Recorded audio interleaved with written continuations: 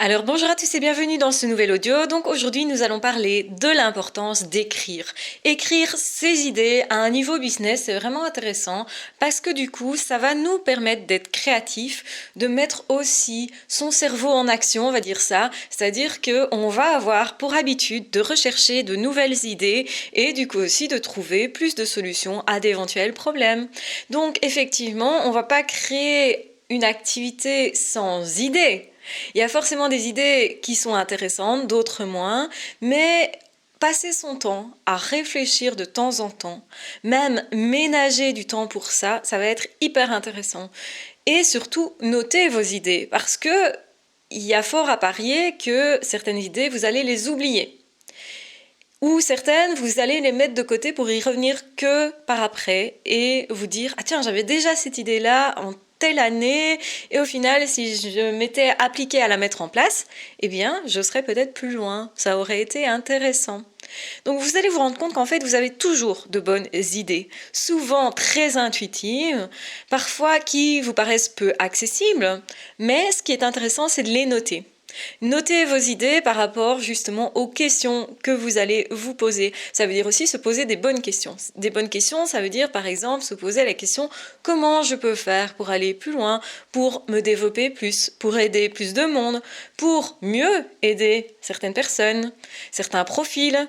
Donc vous allez vous poser beaucoup de questions. Et les questions, elles ne sont pas vaines. Au début, vous allez vous dire mais oui, mais je me pose des questions mais j'ai pas de réponse. Eh bien, prenez l'habitude quand même de vous poser des questions parce que les réponses, elles vont arriver à un moment donné. Vous donnez quelque part de la nourriture à votre cerveau et il va vous répondre à un moment donné.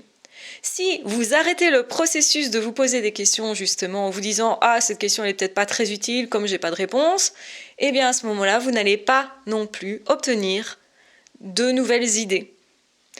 Et généralement, c'est quand vous allez vous arrêter, vous poser dans la nature, vous promener, que vos idées vont venir. Quand vous allez être plus relax, moins la tête dans le guidon.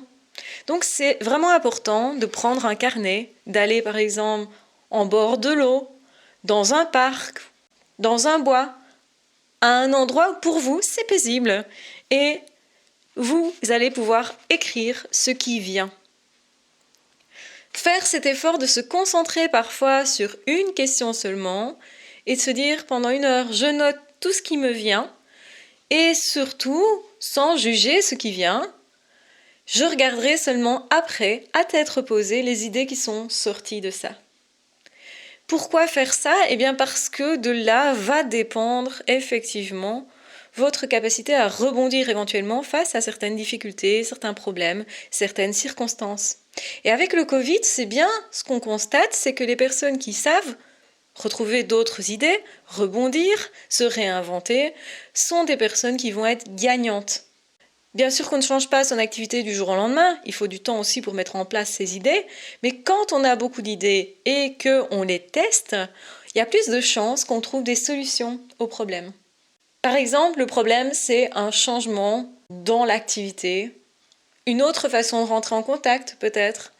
Donc toutes les personnes qui, justement, ont dû se réinventer en passant par Internet alors qu'elles n'en avaient pas l'habitude, vont trouver d'autres moyens d'exercer et ces moyens-là vont être des acquis pour plus tard. Même si l'activité reprend en présentiel, ça veut dire aussi que l'activité peut aussi se poursuivre autrement. Et peut-être que, justement, vous allez atteindre de nouvelles personnes parce que vous pratiquez différemment. Donc avoir de nouvelles idées et surtout les mettre en place, parce que c'est pas suffisant de réfléchir et pas suffisant de rêvasser, parce que effectivement quand on met rien en place, on est plus dans le rêve que dans la réalité.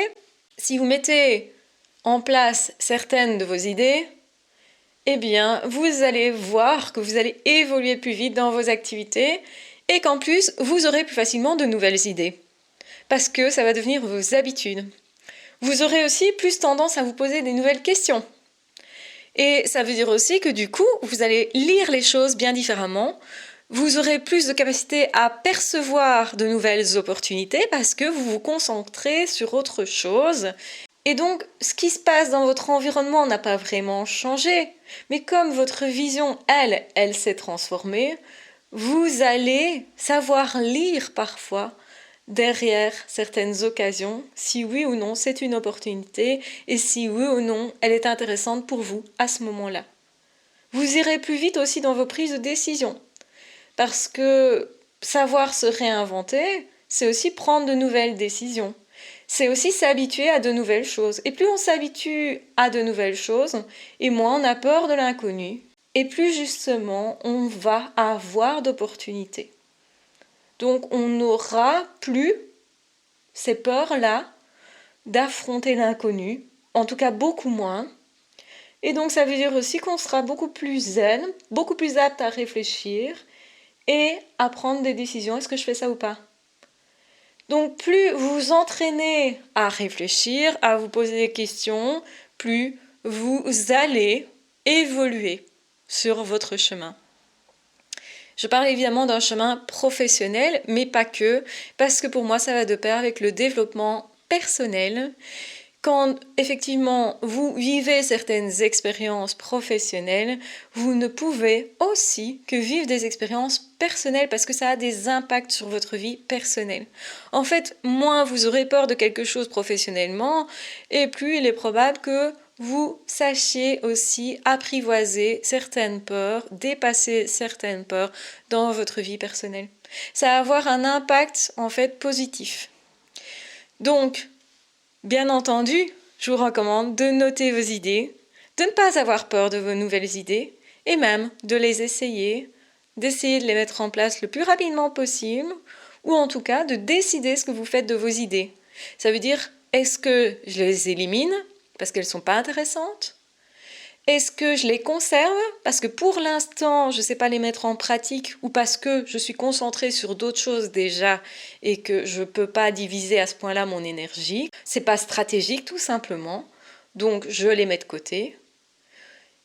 Ou au contraire, est-ce que j'essaye de l'utiliser là, directement ? Et si oui, comment ? Comment je peux justement agir là, maintenant, tout de suite ?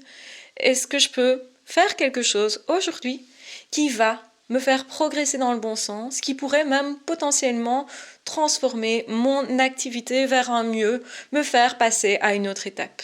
Voilà, je vous embrasse bien fort, je vous aime très fort, prenez bien soin de vous, n'hésitez pas à noter vos idées, à prendre du temps pour ça, à prendre du temps de recul aussi, parce que être la tête dans le guidon n'est pas toujours une bonne chose, être tout le temps dans l'action n'est pas toujours une bonne chose.